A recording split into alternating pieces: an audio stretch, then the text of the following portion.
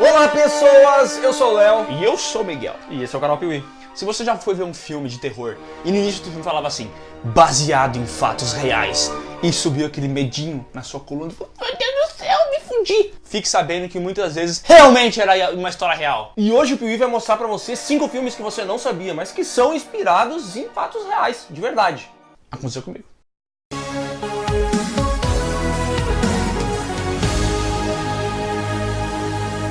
Lançado em 1984 e criado pelo mestre do terror, nosso amado e falecido Wes Craven, A Hora do Pesadelo causou um burburinho violento quando trouxe a história de um assassino que atacava suas presas, sabe quando? Quando elas dormiam. E sabe como? Nos sonhos. E é onde você não pode fugir. E daí você fala, pô, essa história é muito fantasiosa. Ela fala de coisas que jamais poderiam ser reais. E é aí que você se engana, porque poucas pessoas sabem, mas essa história, o Wes Craven falou que foi inspirado numa história real. E não aconteceu aqui. No Brasil ou nos Estados Unidos. Ah, não foi no Brasil, nossa! Meu Deus, eu achei que ele tivesse baseado numa história aqui na Lapa. Não foi na Lapa e não foi em Nova Petrópolis, Labirinto Verde. Foi nos Estados Unidos, cara. A terra onde tudo que é ruim acontece. Lá é a terra maldita. Estados Unidos é maldito? Bem melhor que o Brasil. É verdade. Então tinha uns refugiados chineses que foram pra lá. E enquanto eles dormiam, num albergue provavelmente, porque é refugiado, né, pô. Eles morriam. Morriam no sono. Do nada, assim, tava dormindo assim, morri. E, velho... Sim que fazia? Caraca. Sim que fazia. Cara, os caras tinham tanto medo de dormir e morrer que eles pararam de querer dormir. Eles ficavam acordados e falavam assim, não posso dormir, senão eu vou morrer. Essas histórias de refugiados saíram no Los Angeles Times, um jornal de LA, e por isso elas são reais, acredita-se, né? É. Mas, segundo Wes Craven, essa não foi a maior inspiração dele para criar A Hora do Pesadelo, e sim a história de um jovem de 21 anos que, cara... É minha idade. Tua idade? A história que realmente inspirou o Wes Craven é a de um jovem de 21 anos que dizia não querer dormir para a família dele. Ele falava, não, eu não quero dormir. E daí eles diziam, mas tu precisa dormir. E ele dizia, não, eu não quero dormir, eu tenho pesadelos. E o que ele dizia? Que ele já tinha tido muitos pesadelos na vida dele, mas o que ele estava vendo cada vez que ele ia dormir era muito diferente de qualquer outro pesadelo. E a família dele dava pílulas para ele dormir. Vai dormir! E ele não dormia. E eles davam remédio pra ele dormir e ele ficou 6 a 7 dias acordado. E daí a família dele falou assim, Vai dormir, filho da puta. conseguiram fazer o moleque dormir, o moleque dormiu. E eles foram pra cama deles, estavam lá dormindo na caminha deles.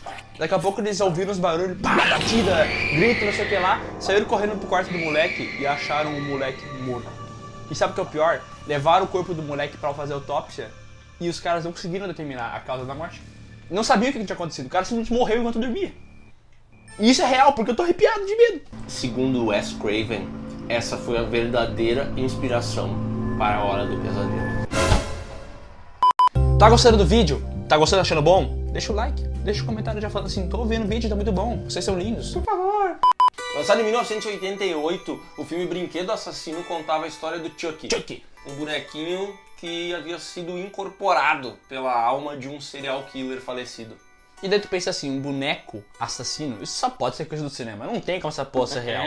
Mas aí que você se engana, porque essa história é inspirada numa história muito antiga, de 1909. De um boneco que matava pessoas. Calma, Ai, amigo, caralho. calma. Ai, me assustei. Um pintor americano, Ai, pintor. Ai, que medo. tudo assusta, né? Um pintor americano falou que na casa dele, a Tem família... um boneco. Tá, parei. Tinha um boneco. E a família dele pegava o boneco dele, que chamava Robert. Nome bom pro boneco, né? E a família dele fazia o que com o boneco? Voodoo. Daí eu falo, pô, precisava fazer voodoo com o boneco? Tinha necessidade de fazer isso? Não. Fazia um boneco, um voodoozinho assim, ó, vai lá, faz essas paradinhas. E ele realmente fez as paradinhas. O cara disse que eu via o boneco caminhando pela casa. Caminhando assim, eu estou caminhando pra casa. Derrubava prato, derrubava coisa, e se arrastava na parede. E ele ainda emitia palavras como morte, matar, curte o vídeo. E então, cara, ele ficou assustadíssimo com essas frases, só que a gente não tem relato se ele realmente matou alguém, ou tem. Nós não temos relatos de assassinato desse brinquedo, mas o que a gente sabe é que o Robert foi trancado pelo dono no porão da casa. Opa. Dentro de uma caixa com cadeado e tudo mais. E lá ele permaneceu até 1974, quando o pintorzinho lá faleceu. Logo depois, uma família se mudou para essa casa e o Robert estava lá no porão. Robert o boneco. Robert o boneco. Achei que era o pintor, velho, vai saber. O pintor tava morto. Basicamente o que a família diz é exatamente as mesmas coisas que o antigo dono do boneco falava. Que eles tinham móveis caindo dentro de casa, que eles ouviam sons a todo tempo, que aconteciam coisas bizarras dentro da casa.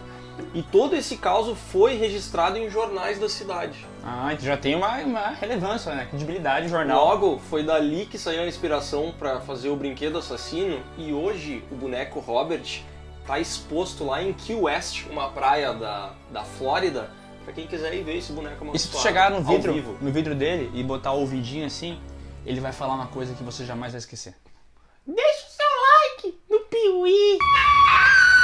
Lançado em 1979, o filme Horror em Amityville fez um barulho bem grande na época lá, porque todo mundo conhecia essa lenda do Amityville, porque era daquela época, foi na mesma década que aconteceu, e todo mundo sabia do jornal. Então quando essa história veio pro cinema, em Horror em Amityville, falava a história de um homem que vai se mudar com sua família pra uma casa, e as pessoas começaram a morrer naquela casa. E ninguém sabe muito bem explicar como isso aconteceu, mas segundo o filme, foi o pai que tava endiabrado lá e matou todo mundo.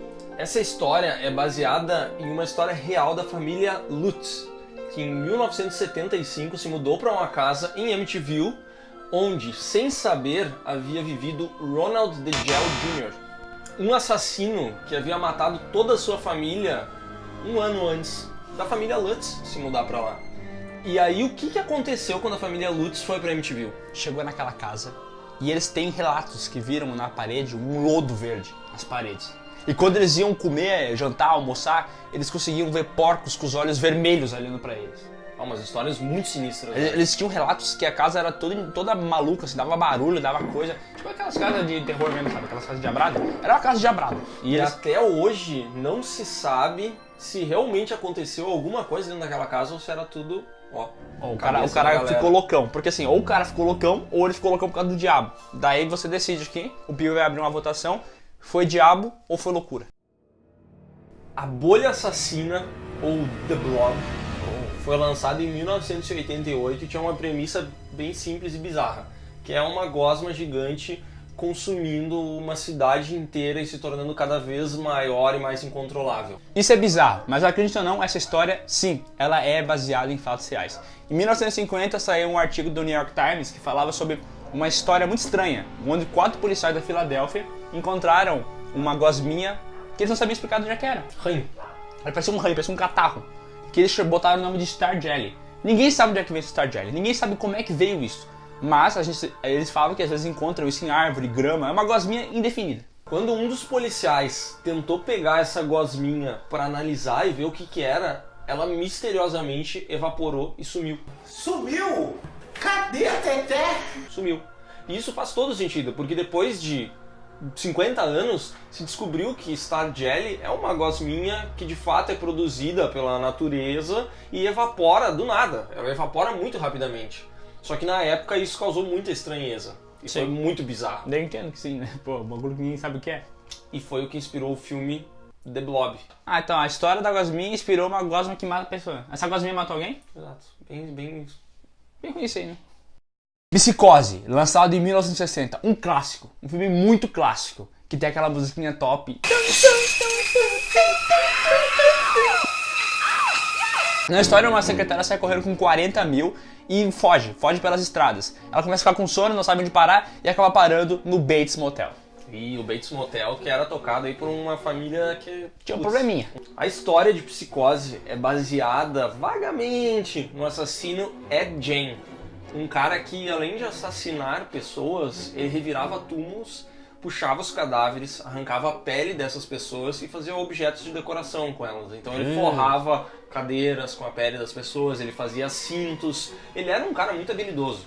Era um artesanato. Seria um grande sapateiro hoje em dia. O escritor Robert Bloch, que é o autor do livro Psicose, né, que daí depois da origem do filme, falou que essa história foi inspirada nesse malandro aí. Foi, só que daí ele pegou e mudou algumas coisas. Esse cara era um violador de túmulos e tal. Ele transformou um cara assassino que se vestia como mulher. Só que daí você fica perguntando assim, nossa, mas não tem nada a ver uma história com a outra, né? Porém, esse cara, esse Ed Gein, como é o nome dele? Ed Gein, ele inspirou outros assassinos. O Leatherface, o cara da motosserra elétrica, também foi inspirado por ele. E o Buffalo Bill, de Silêncio dos Inocentes, também foi inspirado por ele.